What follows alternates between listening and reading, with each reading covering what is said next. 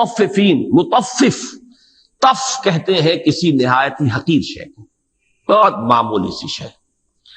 اور مطففین یا تطفیف کا لفظ آتا ہے یہ جو ڈنڈی ماری جاتی ہے تولتے ہوئے.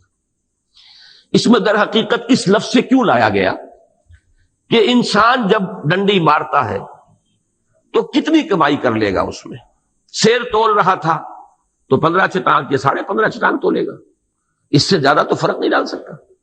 نہایت حقیر شے کے لیے اپنا ایمان بیچ دینا، یہ گویا کہ انتہائی گری ہوئی حرکت. یعنی کسی بڑی شے کے لیے بھی انسان نے کو سودا کیا ہوتا.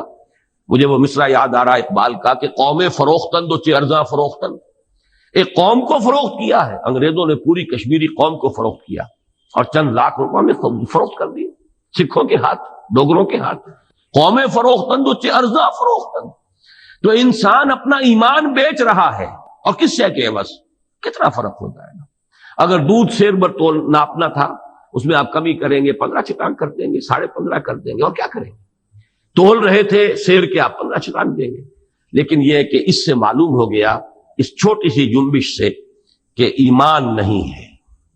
اللہ پر ایمان نہیں ہے کہ وہ مجھے دیکھ رہا ہے تو کہیں بس ایک عقیدے کی پوٹلی بن کر دماغ میں رکھا ہوا ہے کہ اللہ ہے، کہیں ہے ہوگا.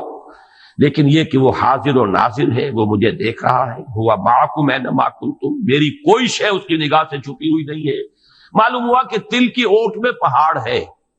حقیر سی اس جو ہے اس نے اپنے نفع کے لیے، فائدے کے لیے اپنے ایمان کا گویا کہ بھانڈا چوراہے پر پھوڑ دیا کہ اس کو ایمان حاصل نہیں. نہ اللہ کا یقین، نہ اس کے حاضر و ناظر ہونے کا یقین، نہ اس کے حضور میں واپس جا کر اور جواب دہی کے لیے اس کے سامنے کھڑے ہونے کا یقین.